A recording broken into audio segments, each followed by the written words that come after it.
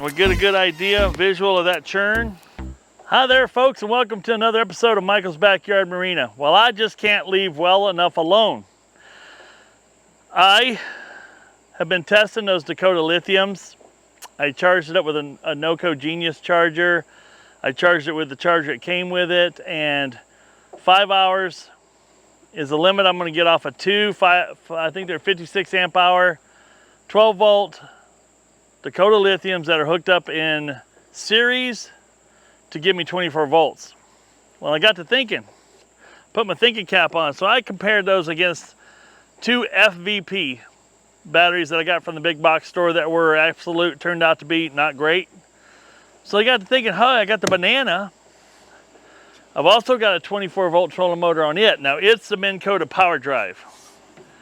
Now what the Minn Kota power drive has is a couple of features that I had liked off my other one, but doesn't cost near as much as the Ulterra. My other one's the Ulterra, obviously. Well, one thing that the Ulterra will do, it'll network with my fish finder and all that fun stuff. I didn't need that for this guy. This guy will actually give me spot lock so I can anchor with it. And it'll also maintain a heading for me, which I like when I'm trolling.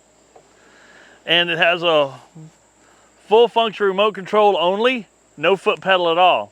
Why? Because I didn't want the foot pedal on my boat taking up space. So I went full remote on this one. Obviously you save quite a bit of money over the Ulterra, but the good news is it does have the same 80 pounds of thrust and the same amount of draw in water that the Ulterra would have. So this should be, let's just call it an apples to apples test. Now, the only thing that's not kind of appley is the fact that my two Napa Deep Cycle batteries that have never been abused, never been drained down below a specific level, have always been plugged in and maintained charged properly and recharged properly. They are 2 years old. They were bought, I was just looking at the sticker on the battery, and it is on August of 2020, 21. They're 1 year old. They're 1 year old. That's even better. I had it in my head they were 2 years old. They are 1 year old. So this will actually give us a really, really good test on batteries that's had some light use. I bet I've used this trolling motor 5, 6, less than 10 times. Less than 10 times. And this boat always spent time up in my garage in the winter with the battery. I got a Noco Genius in here, 2-bank 10 amp charger in this boat, mounted in it permanently. I've got the same kind of plug-in mounted as I did on my other boat. I just did a video of it recently. Got the idea from doing it here first, but it is nice just to throw the cord over, throw the charge on, let the big dog charger eat until it's done. Now I'm currently through the charger on. I'm waiting for the lights to turn green, and then we're going to do the same timing test. I'm going to set the prop speed at 4.5, and we'll see how long she churns on the Deep Cycle batteries, because it'll do the same thing. It'll shut off when the batteries get to its 10.5 volts, which is a cool thing. Now the nice thing about this one is this is I shouldn't say nice, it's depending on personal preference, this is a manual deploy, manual stow.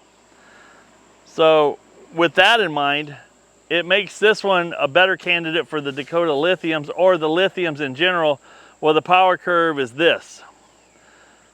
That way when the power curve goes this way, goes south on you, I can still manually stow this. It's not interfering with me getting my boat back on the trailer, or raising up the the whole thing, because I can just put it down. So anyway, we're going to charge this up. We're going to run the test. We'll be starting it here in a little bit. I'll be touching base with you when I start, and then we'll go from there. And let's see how these Napa Deep Cycle batteries, and they're a 27 series battery. They're a Napa number 8270, and they got a cold cranking of 650, reserve capacity of 150, and then a cranking amp of 800. That's all the details I can get off the top of the battery. I'm not sure how many amp hours it is. I'll go Google that and look that up, because I also want to look up to make sure I have the Minn Kota Power Drive thrust, pounds of thrust at the proper, you know, what I'm telling you, so it matches the other one. 80 foot-pounds, I think, is the thrust, I believe. So we'll go from there. All right, whoa. Okay. The barrel is full. So no sense in this sitting in here while I'm waiting for the batteries to charge. We'll just let that set there, and then we'll be back in a little bit. As you can see, the water is boiling away. We'll see how long it goes. It's actually making the whole boat move just a little bit. All right, we've been out here for an hour and a half with this thing running. I was just checking the remote. Still saying 4.5 on the prop speed. Test the battery. Still shows boom, boom, boom, full battery. That's what it's testing at. Voltage on the meter, the digital meter, is saying 12.5 right now. And that's after an hour and a half.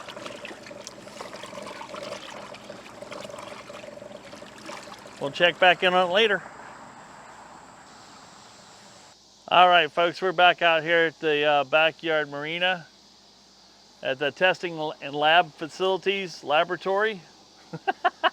We're outside. And it is a much milder time right now. I mean, yesterday was hot. We did a test run on the old green Munster out there, and it ran good, but it was hot. I think about 5 out of the 6 of us, or maybe it was more like 6 out of the 5 of us, were gonna have heat exhaustion or some sort of heat stroke. It was warm. But we're 3 hours and 45 minutes into this test right now. This water is not churning like it was when I started it up at 4.5 on the prop speed. We're still, well, come here. What happened? We're still at 4.5 on the prop speed.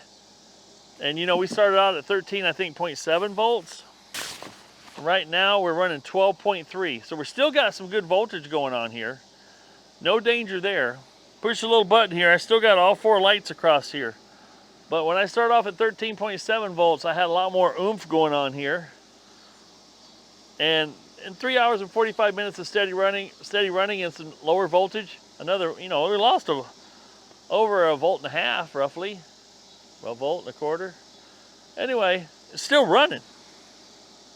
Still going. Everything's checking out good. One thing I'm noticing that the lithiums did do for me is they were stronger for longer. They were flat. And then they fall off hard, you know, at 3 hours and 51 minutes. No, sorry, 4 hours and 51 minutes. 4 hours, 5:1 minutes. Anyway, we've got 3 hours and 46 minutes in on this guy, and it's still going. And we'll check back in on it. We ain't done yet, but it's going to be too dark by the time I finalize this test. But what will happen, I assure you, is I will come back in the daylight hours and I will give you what it did finish off at when it did shut down. I won't take these batteries down below 10.5 volts. And I'm pretty sure this Minn Kota, just like my other one, has electronic technology in it that says, nope, no more, no more. Now the advantage with this one is a manual stow, so it's not a big deal if the batteries go dead. I can still stow it, if it was a lithium. So, but what I will do then is I will plug it back in. We'll charge it up overnight. I'll run this test again tomorrow evening once the batteries are fully charged. Just because, so I want to see what it does. 2 for 2. I've done a double test on every battery I've done so far. The old FVP lead battery, the lithium, Dakota lithiums that are in my other boat, and now this one.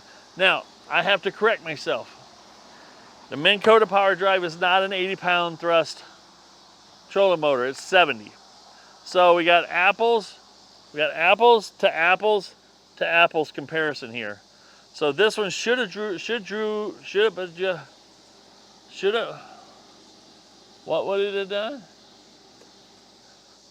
This one should have drawn a little bit less juice at the same setting at 4.5 than the 80-pound thrust will. Depending on how they're all programmed, how similar they are, I don't know. But I can tell you this right now, at this amount of hours, The water, I'm going to show you here in a minute, the water that was churning when I started it up with the lithiums would have still been churning at the same speed. They didn't seem to degrade much as the voltage dropped down. The trolling motor still was churning away and pumping along. I'm going to get you in here and show you the water churn right now, and I will compare it to the when I started. I get a picture of the water churn. I'm so glad I did that because it's much less, and I haven't rotated this in any direction, and I haven't raised or lowered it in the tank. It's the same depth it was when I started it, but the water is definitely not. It was swirling to the point where it was almost splashing out. Now it's just almost like a little more than a lazy river. Let me get you in here and show you. Okay, that's how it's churning right now. So there's not a lot of churn going on there.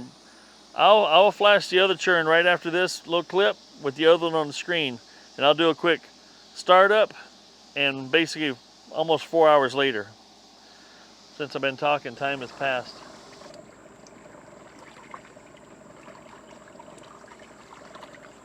So we're at 3 hours and 50 minutes right now.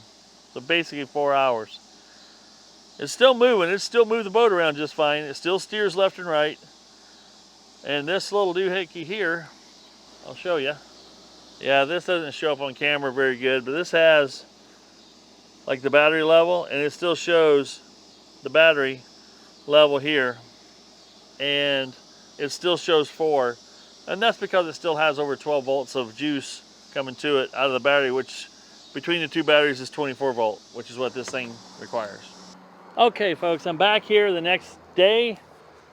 The trolling motor ran for 5 hours and 33 minutes and I shut it down. It was down to, on the voltmeter I've got down here, it was down to 12.1 volts. And as I showed you earlier, the speed was significantly less for some reason, and I'm not sure why. It showed 12, and now keep in mind my voltmeter is only hooked up to one of the batteries, not both. So I have a suspicion that something's wrong with one of the batteries. So I've got the battery tester. Let's see, can you see that? Yeah, the battery charger down here, not tester, charger. And I plugged it in first thing this morning. Actually, when I shut it off last night, I plugged it back in. And for some reason, the bank 1 charge part was blinking. Fast blinking, which means there's a problem with the battery. Bank 2 charge just lit up as charged, and the light goes out when it's fully charged. So I'm kind of wondering what's going on with bank 1. And now I got to figure out which one's bank 1 going to. So bank 1 is this guy back here. And this has the least amount of stuff hooked to it. So I'm going to get my battery tester. It's plugged in. I'll unplug it. I'm going to run my battery tester on it to see what the difference is between these two batteries, because these batteries are actually, it has a date here of 7 of 20. I was thinking they were only a year old. They're actually, as of August, July of 20. For some reason, this one says August of 21. So this was 821 versus 720. These batteries are not the same age. They're a year apart.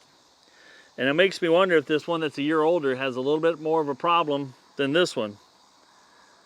And if that's the case, these do have a 3-year warranty on them, so I'll have to address that. So I'm going to get the battery tester and we're going to see what's going on. Now, I'm by no means convinced that this battery tester will tell me what I'm looking for. What I am looking for is a difference between the two batteries. Battery test. Yep. Whoops. Enter. Battery test. Regular flooded. So this isn't a gel. This isn't an AGM. It's just a regular old deep cycle battery. So I'm going to go regular flooded. Let's see what it says, what it does. Enter. Cold cranking amps. Cold cranking amps is 650. Yep, 650. Enter. Now it's testing. Now keep in mind, this has been on charger. Ooh. See, it says healthy, 72%.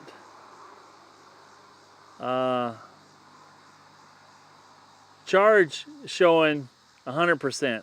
So there's my problem. Charge is showing 13.89, healthy 72%. So let's check it compared to this other guy. See, this one's 100% healthy. So that's why it went weak on me in a hurry. This one's not quite up to the task. This one shows charge 100% at 13.57 volts, health 100% at 750 amps. It's rated at 650. It's got cold cranking of 750. So it's a good battery. I didn't look at the other piece here. Let's do this one again. So that might be part of the reason why this went south on me. And keep in mind, this battery is only 2 years old and been well maintained with the NoCo Genius. And this still says good battery, just because it's within a certain percentage range, but yeah, healthy on my other one was 750. These things are 200 cranking amps apart from one another. So 555 versus 750, so 195 apart from one another. That's significant. That tells me that I'm not getting a balanced draw off my batteries. But now for sure we know this battery's got to come out and a new one's got to go in, and I'm going to go get another Napa one, lead acid. Yeah, what I should do, and I'm getting more and more convinced of this, the more I play with it, the more I read about it, the more I study, is the lithiums are expensive, but if you watch enough videos about lithiums, it's actually the better way to go overall. But it's a lot of expense up front. And in this boat, small boat, it'd be nice to reduce 78 pounds out of this boat. This is a small person in this boat is what that equates to.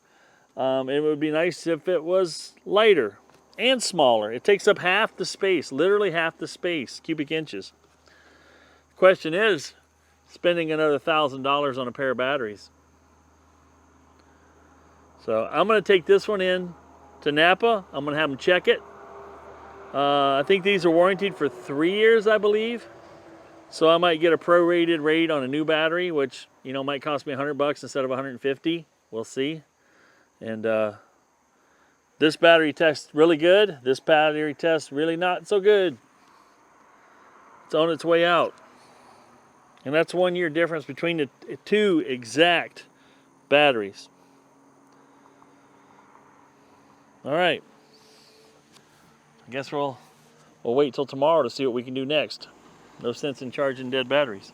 So a guy takes his bad battery, he suspects is bad, to the Napa battery store, Napa Auto Parts, and they throw a battery tester on it, much similar to the one I have here, which is a Top-Don BT200. There'll be a link below in the description to buy one of these. They're handy. It zeroed me in pretty quick on what was wrong, and they got the exact same results I got. It was 555 cold cranking amps on a 650 cold cranking amp battery. That gives me the good indication that there's some serious cell droppage going on there over the other battery. The other battery checked out really good. So your boy here went in, took the old battery in, had them test it, and it became a core. These Deep Cycle Marine batteries and stuff only have a 1 year warranty. 1 year. After that, you own it.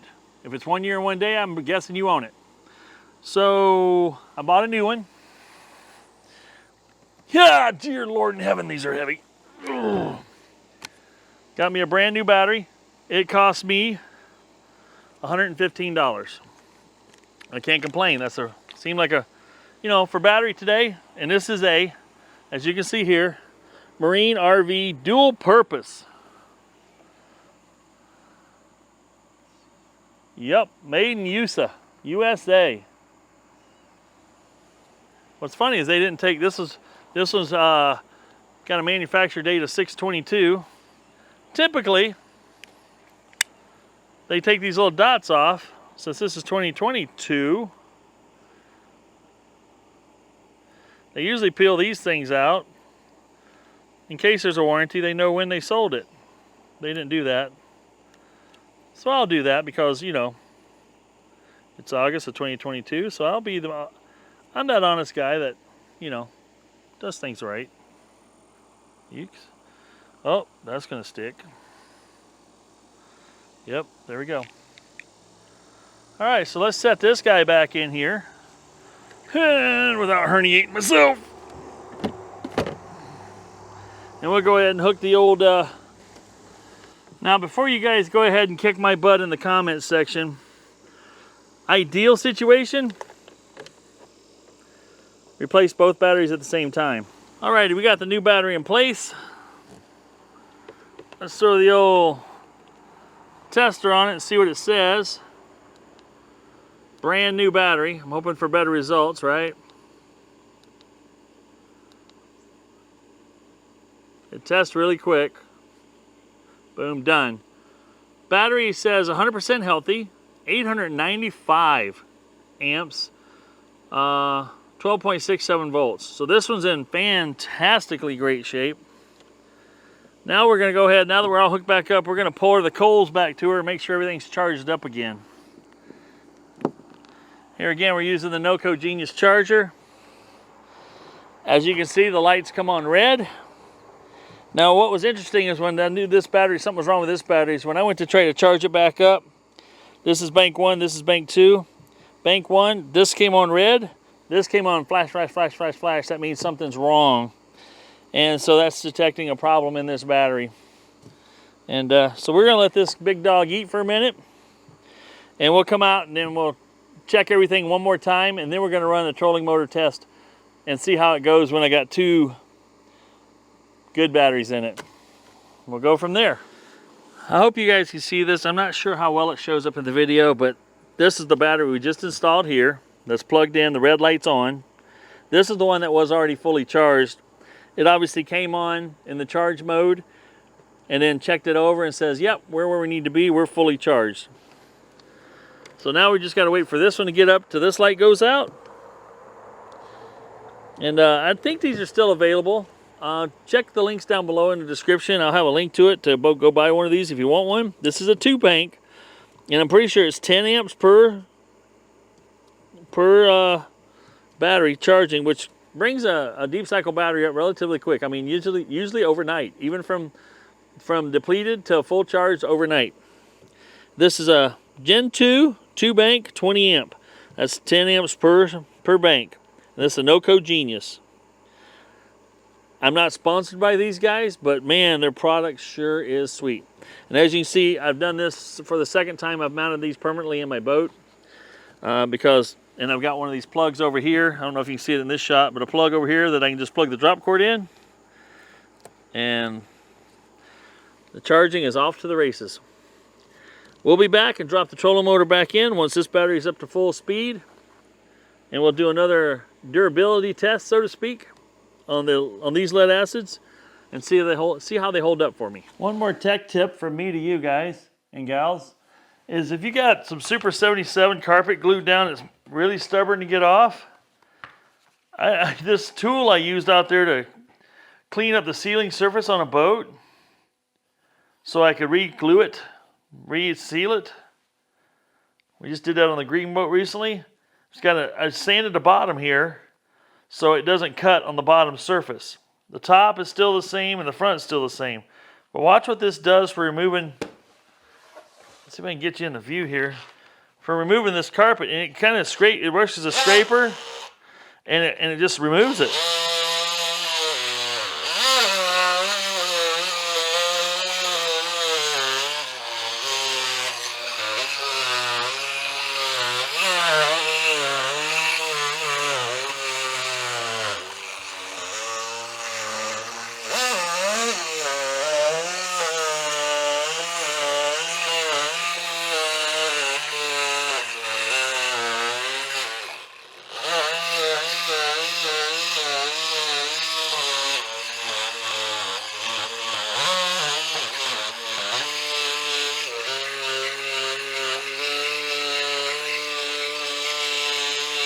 I'm pretty thrilled with how well that works.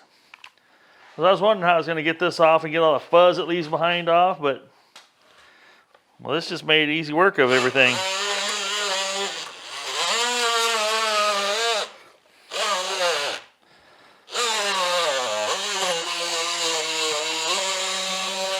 And it takes you right back down to the paint without removing the paint. Isn't that crazy? It works so well. See, some of it stuck better than others, but see that residue it leaves behind? Now watch this.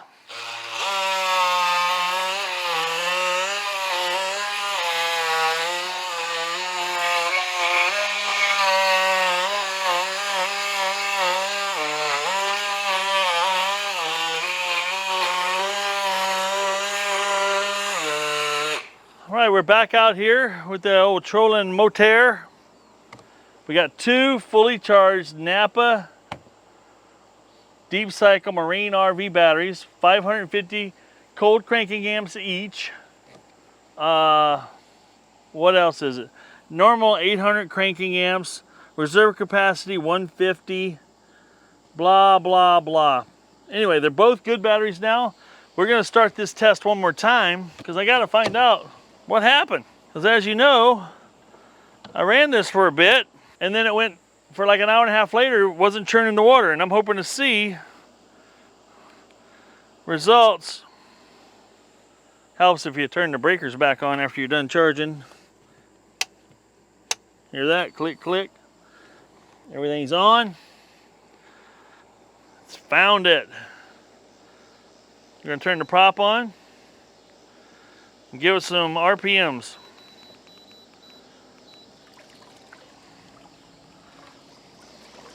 Now I'll bring you over here and show you how the water's churning once again.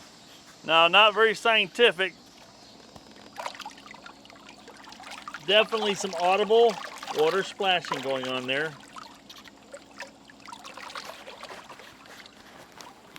We'll get a good idea, visual of that churn.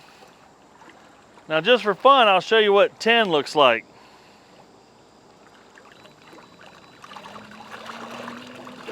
That's 10.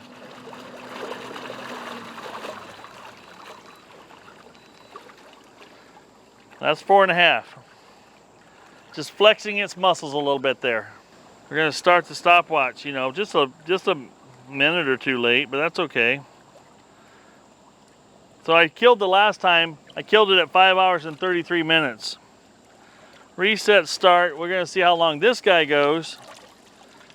And we'll monitor the battery status here. Interesting on this little status light here. I'm gonna pull you in, let's show you what this looks like. Now you can see this. Now I'm gonna go ahead and shut the prop off for a minute and see what the test looks like without it running.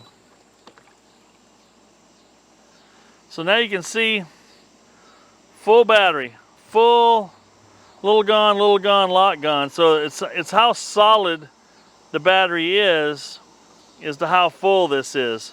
So now watch when I turn this back on. This is at 4.5. This last one's not so solid anymore. It's faint.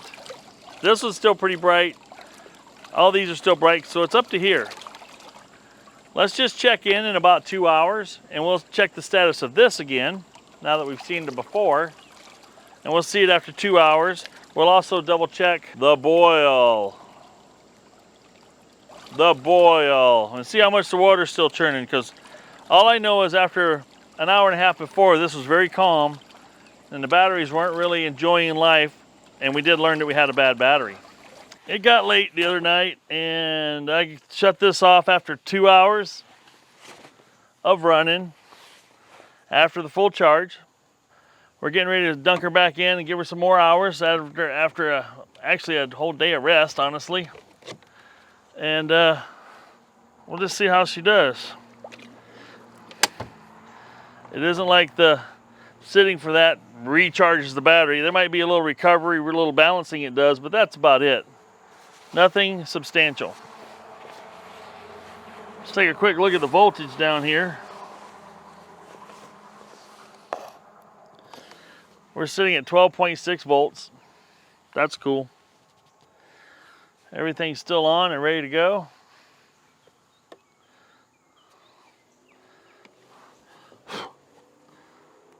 Let's fire it up. Oh yeah, we'll start the timer up too. Dun dun dun. So the stopwatch was stopped at 2 hours before. We're gonna start her again. There she goes, 4.5. We'll see how many more hours we get out of her. And then we'll wrap this video up, and this will be the last battery video I'll do, I'm guessing, for a minute. Unless somebody like, I don't know, Dakota Lithium, some of these other lithium battery companies, if they reach out to me and want me to do a test, a comparison, I'd be willing to entertain that. Other than that, I think we'll draw some conclusions at the end of this video, and I'll fill you in on that information at that time. Let's let this bad boy run and see how it turns out. See how many hours we got left. Well, as you can see right here, you can catch a glimpse of it in the camera here. The water's churning just as hard as it was when I first started it up as it is currently at 4.5 hours. So, you know, that battery was bad, obviously. We're down at 12.3 volts. And we've been running right at 4.5 hours on the dot right now. I'm gonna let this go for another hour or so, maybe a little more, and we'll see how. I don't want to go down. I don't want to drop it much below 12. I don't need to. You know, if this thing runs 5.5 hours, 6 hours on the lead acids, that's fine. That's all I can actually expect it to do. It actually will go a little deeper than that, I think, without too much trouble. So, you know, the difference is, yeah, lead acid is going to run just as long as lithium's, maybe even a touch longer, right out of the gate while they're brand new or newer. The difference is once you get 200 to 300 charges into this, you know, cycles, that's where the lithiums are going to start shining out real quick, because they'll be still going strong according to what they warranty and all that fun stuff. We'll check back in here. I'll follow up with a closeout on this video with some more information, and we'll tell you how long this actually I let it run. We'll go from there, because I got to unplug it in the next hour or two anyway, because I want to charge it back up, because I'm going fishing tomorrow. And this video should have some of this, try to get some good drone footage for you of this being on the water, and maybe a couple snapshots of a few largemouths if I can, you know, get into those a little bit.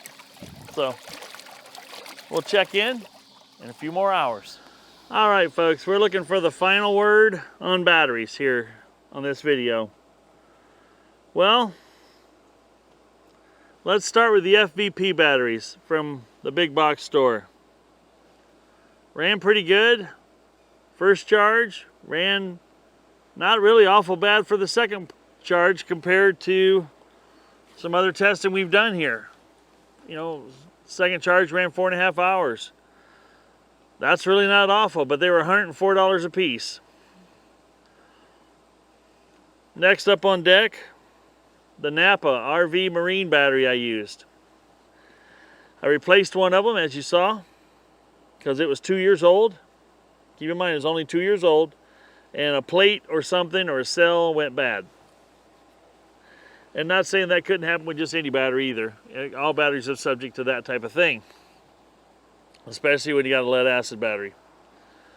These ran, I shut it down after 5.5 hours. You saw the water churning. At 5.5 hours, the water was churning the same amount.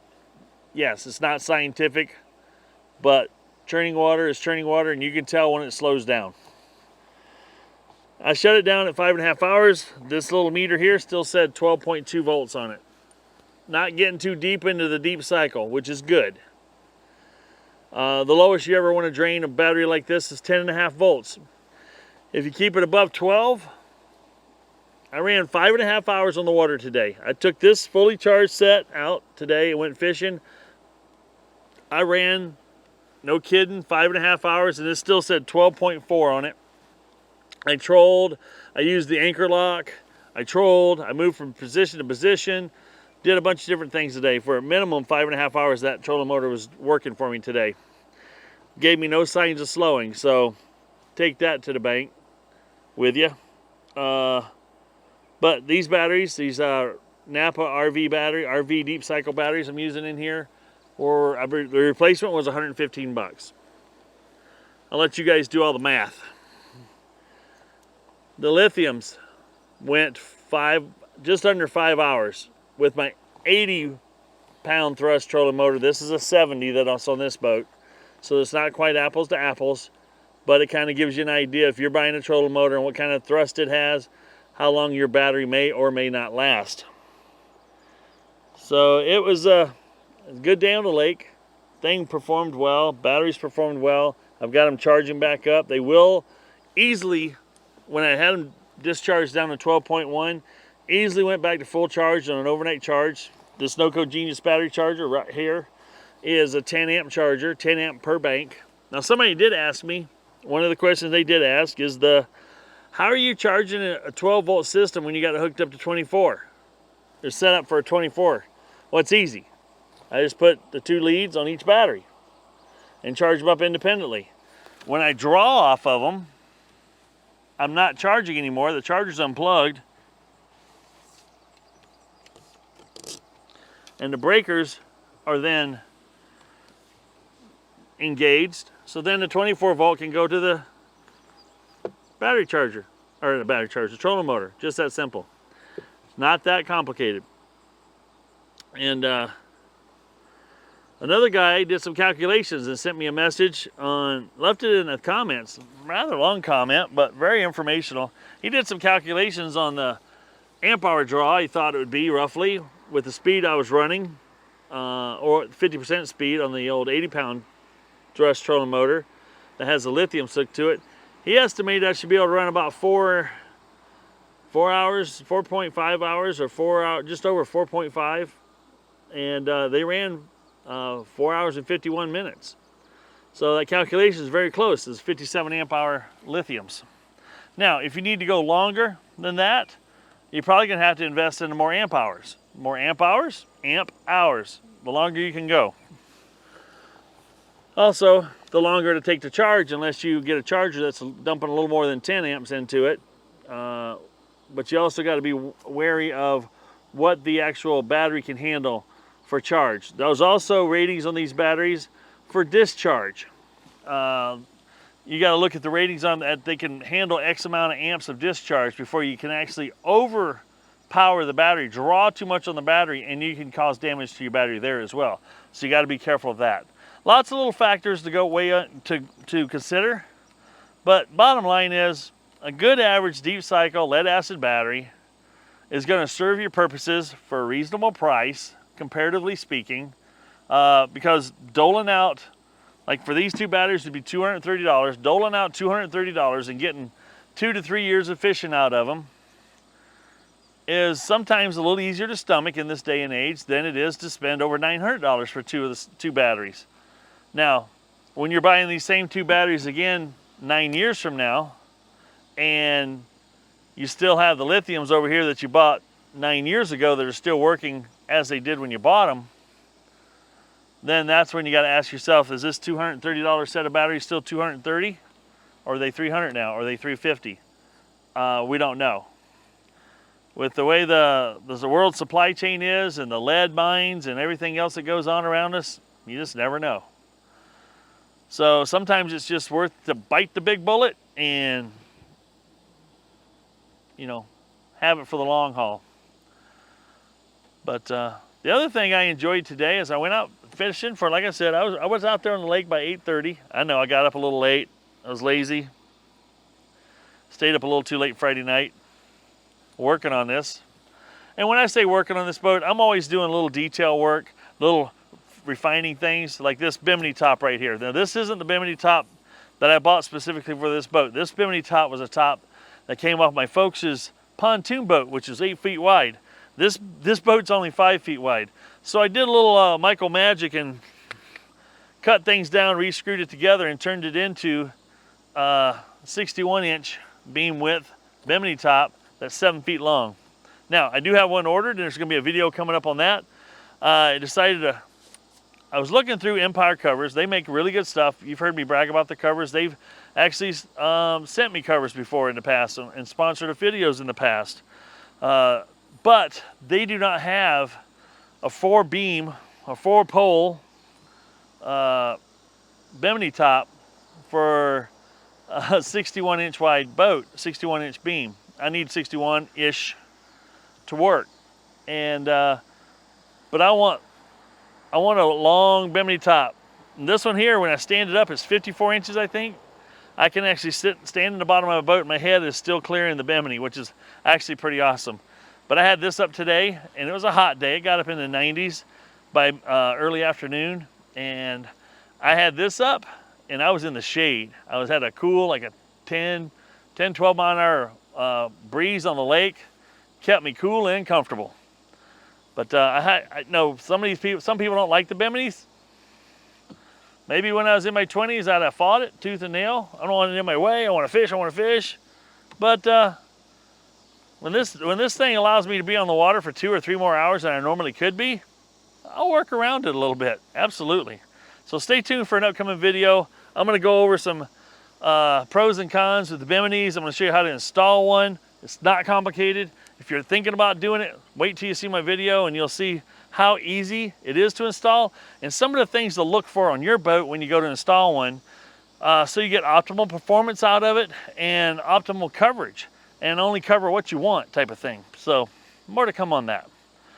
But got another video coming up. I'm looking over here. I bought a 1973 Larson, and the reason I bought it for the boat. Nope. I bought it for the motor and outdrive. It has a 120 horse Mercruiser IO. And we'll get more into that later on in another video, but we're going to see if we can get it running. The guy said it ran, but we'll see. Neat little story coming up about a little bit of the trouble I ran into pulling it home. But it's here, so spoiler alert, I made it, but it wasn't without a little extra effort to get it here.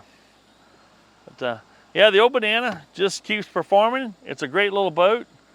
Really would love to find a 50 horse tiller steer for this thing. This 35 horse Evan does good. Top speed 26 miles an hour with just me in the boat. So that's cruising along pretty good in a 5 foot wide, 14 foot boat. I can't complain. Would I like to do 40? You betcha. So I tried reaching out to a couple of companies to see if they'd sponsor a video and hooked me up with a 50 horse tiller steer. And I'm not really brand specific. I am the only brand I'm interested in for this is brand new. I think a lot of things are made pretty well today overall, whether it's a Johnson, Mercury, or Tohatsu. I really like the things that the Tohatsus are doing, but there again, tell me what you think. Tell me what size motor. This had a 50 horse Johnson on it, supposedly, but it got taken off and sold. Now, keep in mind, this Banana boat, if you guys see it in videos and see it in pictures and whatnot, I paid $150 for this boat. Boat and trailer, and drug it home from about 80 miles, 90 miles away from where I live. I actually got it over in Illinois, another state away even. But with some blood, sweat, and tears, and a lot of dust mask wearing, completely rehabilitated it. And after doing it once, I told myself I'd never do it again. But if I ever found a boat like this in green, I'd do it again. But it's got to have good gel coat. I'm not repairing gel coat. I would just restringer the entire thing, no question about it, and do just like I did this to make it a solid boat again. Oh well, we need to dive in and get to working on this other project that's staring me right in the face going, come on, let's get after it. So I better get after it. So folks, I hope you enjoyed this video. Draw your own conclusions of what batteries you'd put in your boat. Right now, if I was to buy brand new batteries and had to do it, and had the coins in my hand, no question in my mind, I'd put some lithiums in, just from they got the same power, and power that stays there for long enough for you, and probably 59 pounds versus 20 pounds. That's 39 pounds a piece. That's 78 pounds for two batteries. You can't really ignore that. The smaller your boat gets, the more weight I mean, think about it, 78 pounds. That's one more kid you can put in the boat. Take fishing. Oh, I'm gonna get this thing covered up. This is Michael saying if it ain't broke, fix it till it is. Don't forget to like and subscribe. See you on the next video.